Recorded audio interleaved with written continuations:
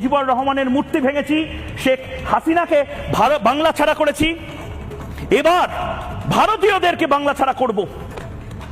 বারবার সেখানকার কিছু নির্দিষ্ট মানুষ এগুলো বলতে শুরু করেছে, কিছু মৌলবী এগুলো বলতে শুরু করেছে।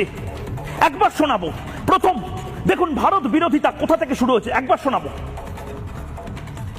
2040 সালের পরে বাংলাদেশে ইসলাম ছাড়া আর কিছু থাকবে না ইনশাআল্লাহ।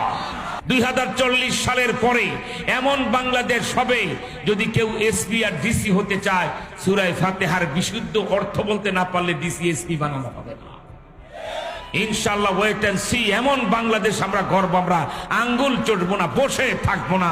আর বসে নেই ওলামায়ে কেরাম। অচিরেই বাংলাদেশে দেখবেন উত্তাল তরঙ্গ হবে, ইসলামের জোয়ারে সমস্ত নাপাক ভেসে সয়লাভ হয়ে যাবে সাগর ইনশাআল্লাহ। কেউ যদি 2040 সালের পরে বাংলাদেশে প্রধানমন্ত্রী হতে চান, বুখারী শরীফ পড়াবার যোগ্যতা না থাকলে প্রধানমন্ত্রী বানানো হবে না।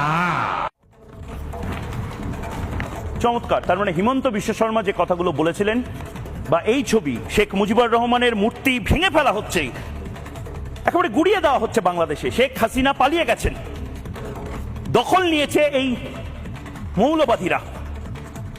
2040 সালের মধ্যে হিন্দু শূন্য করে দেবে, এরা পণ করেছে যেন বাংলাদেশ হিন্দু শূন্য হয়ে যাবে। এরা দাবি করছে, এরা বারবার বলছে, এটা তাদের স্বপ্ন। আমরা এখনো চুপ করে বসে থাকবো?